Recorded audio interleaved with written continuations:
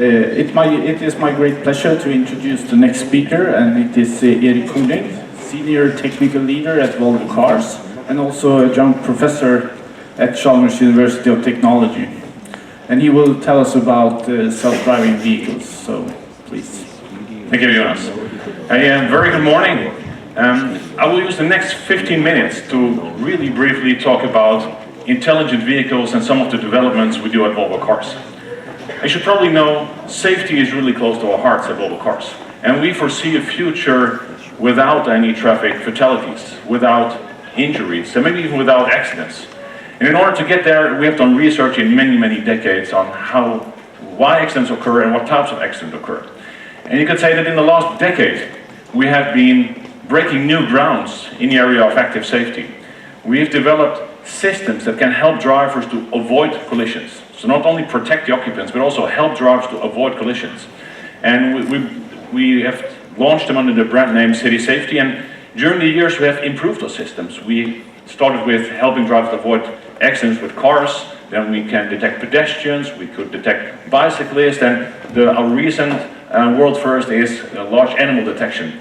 And the new S90 can actually detect the big elk, and it can brake before hitting the elk. And maybe we do not avoid the accident, but hitting an elk with, let's say, 70 kph instead of 90 kph is the difference between life and death. So this is a very important part of our future. But another important part is driver support. We should not only use this type of technology to help in the last second before a collision or potential collision. We can also help drivers to be comfortable and safe in normal driving conditions. So something that we're pioneering right now is what we call autonomous driver support. We call it pilot assist. So that's semi-autonomous driving. Our recent cars, they can drive or they can accelerate, brake and steer automatically in shared control with the driver.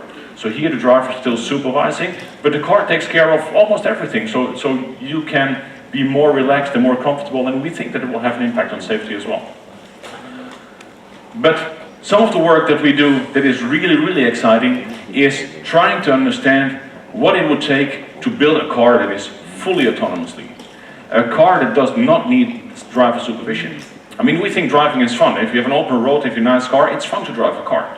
But we also think that when you're every morning stuck in traffic again, this is not the fun part. This is a part that we can do much better. And when you have a fully self-driving car, you as a driver, you can do something else. But on top of that, we think that it will provide safer cars, more efficient cars, and maybe it can help to avoid congestions and get a completely new traffic system that's much more sustainable than the one we have today. So on paper, this future with self-driving car looks really fantastic. And we have started a program called Drive Me, in which we try to understand what it would take to bring these self-driving cars to real roads in the hands of ordinary customers. And we do that together with some partners that you can see on the right side. It's the city of Gothenburg, it's the Swedish government, it's Chalmers, it's Autoliv. And the basic thinking that we did was a little bit like this. It was 2013 that we thought we had a brilliant idea. Self-driving cars are fantastic for our future, but the way to understand how to do it is learning by doing. We said, let's build 100 self-driving cars, lease them to ordinary customers in Gothenburg, and let those people use those self-driving cars in daily life. If we have that as the target, then we'll force ourselves to solve all issues that you can possibly meet when developing a self-driving car. So that's what we decided, and that's what we're working on. Project started in 2013, 100 self-driving cars is what we're going to deliver, and not requiring driver supervision. So you should be able to work like she's doing right there. This is a very challenging task. We realize that, but we think it's the right task to define ourselves. And once we have those self-driving cars on the road, we will learn. And this is really the purpose. We will learn about what kind of traffic scenarios are suitable for self-driving cars, what kind of scenarios does a self-driving car have to deal with. We will learn about human factors. I mean, what do people think when they have to use a self-driving car in daily life? I mean, none of us has ever done this before. Maybe you have been driving a prototype, but really using this in daily life, how is that being done? This is something that we try to learn. Of course, we will learn about technology. What does it take to build a technical system that can deal with all thinkable situations, as a self-driving car has to do? We will learn about legal requirements. We will learn about product liability and much more. In Gothenburg, the first batch of cars, because it will be different batches of cars, but the first batch of cars will be on the street in the end of 2017. Their drivers still have to supervise, but that will change in later batches. And we also announced pilots in London and in China, because traffic is different, human behavior is different, legal framework is different. We will learn much more also during those pilots. So that is really our ambition, and it's a project to learn. But some more words about technology. I mean, imagine this could be you in the future. Driving in the morning, maybe you're reading the transactions of IV 2022 or something. You're really concentrating on your transactions. Your mind is there, right? You're sitting in your self-driving car. And that means that the car needs to be able to deal with everything that may happen. Everything that may happen on the road, but also everything that may happen with the technology itself. And that is the challenge. And when I look at the IV agenda or the program right now, it surprised me a little bit that I see so little work on what we call functional safety and robustness. Because the car has to deal with everything. I mean, you do not only have to build a demonstrator that can drive on a test track, no, all weather conditions, all traffic safety conditions, etc. And when you do this work, and we use the ISO 26262 standard, these are just some examples. Those are not necessarily the right numbers, I see you taking pictures, but just as an illustration, it is very high ASIL levels. And for example, the host vehicle shall stay within its own lane with an ASIL D integrity. What does that mean? That means it's not allowed, well, the car shall stay within its own lane more often than, well, it may not leave its lane more often than once per 100 million hours. 100 million hours, or maybe even more. That's a really long time. So how do you design a technical system that is so robust that it can fulfill that? Even when we know that software crashes, computers fail, sensors get blocked, all these kind of things. That is the real challenge. And I think the one that solves the functional safety problem first is the one that is going to have a really big head start in developing self-driving cars.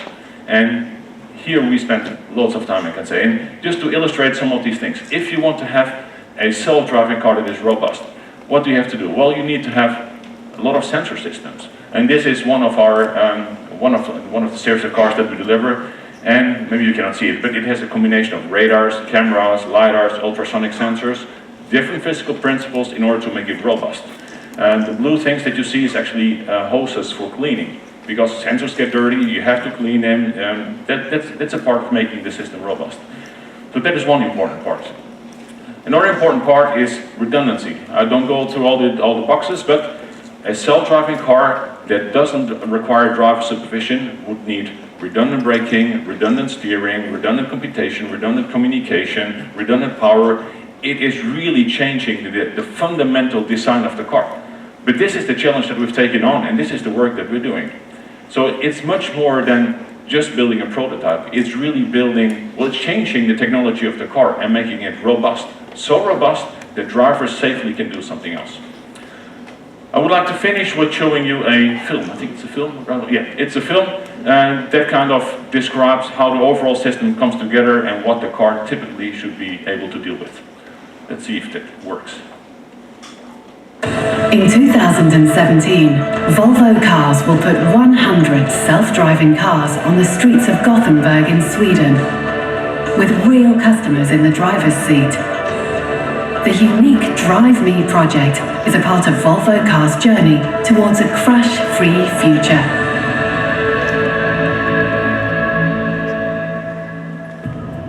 Volvo has now designed a complete system solution. Multiple radars, cameras,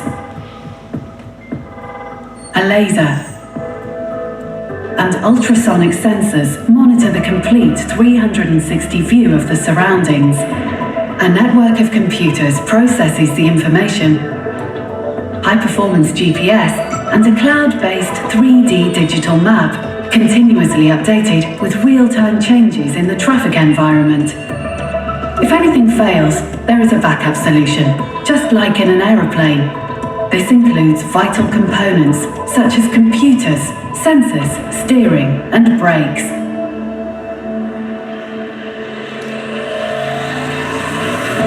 On the road, the car is able to handle even the most complicated scenarios. The technology is so reliable that the driver can focus on something else without having to pay attention to the traffic. Just like good drivers, potentially critical situations are approached with sensible caution. And in an emergency, the car reacts faster than most humans. When autonomous driving is no longer available due to exceptional weather situations, technical malfunction, or reaching the end of the route, the driver is prompted to take over again. If the driver doesn't take over in time, the car will bring itself to a safe stop. With the Drive Me project, Volvo enters uncharted territory in the field of self-driving cars. Taking the final step to driving safely in real traffic with ordinary people behind the wheel has never been done before.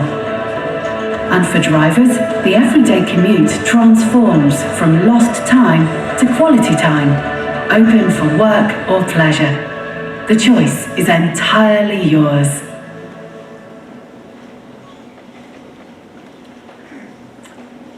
So, as I said, next year the first generation of cars will hit the road, and we really believe that this is the starting point for changing the road transportation system as we know it.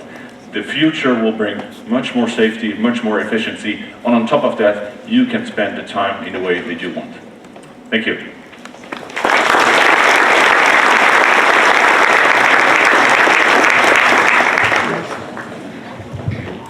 Thank you, Erik. I think we have time for some questions.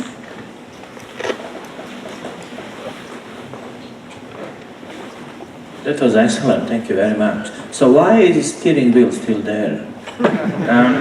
Because sometimes it's fun to drive a car.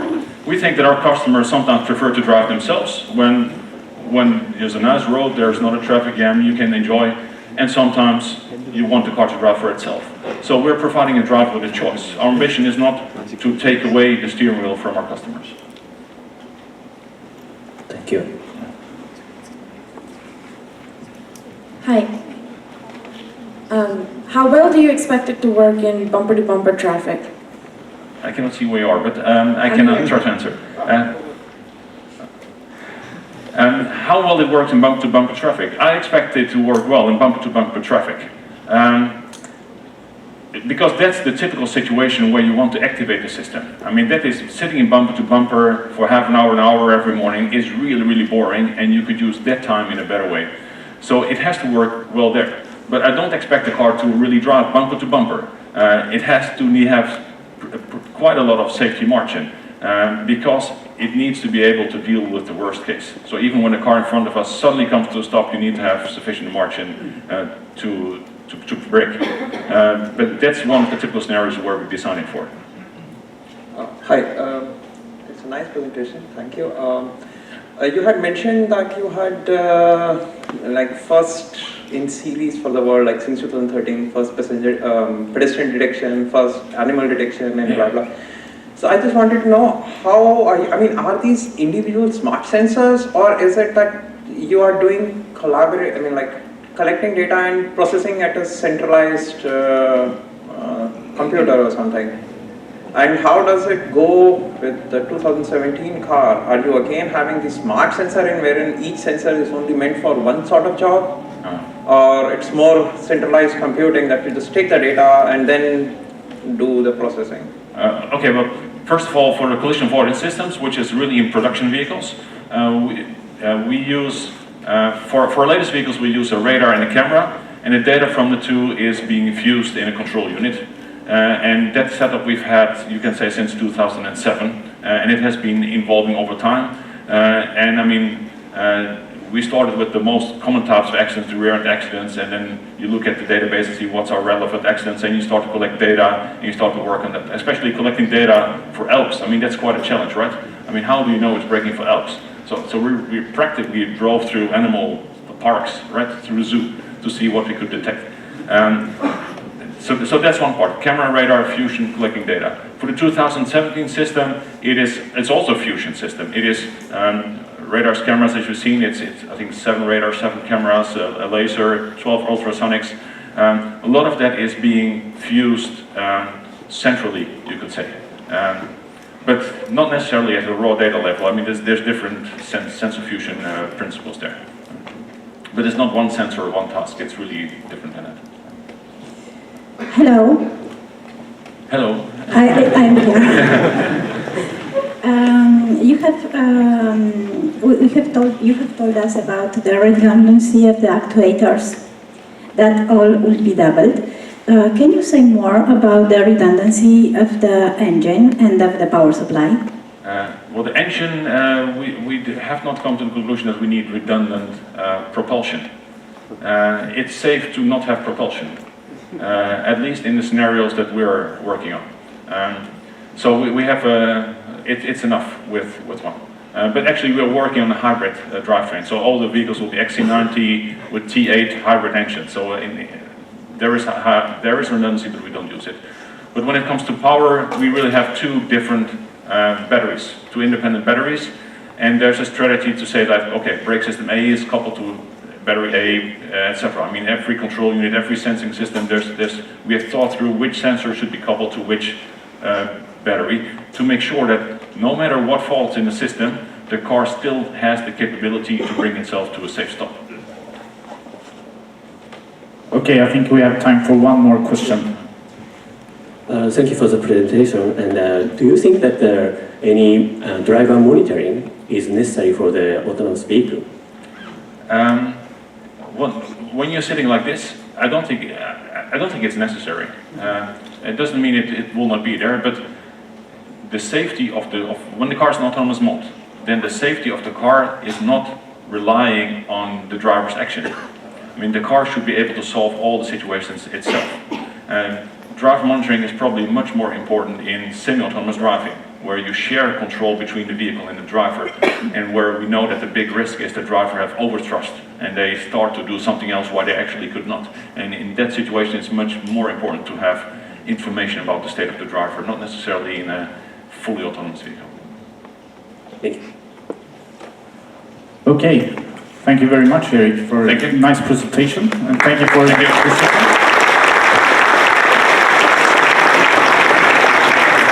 So with that, we close this session, and we have some coffee break now, and we will be back at 11:10.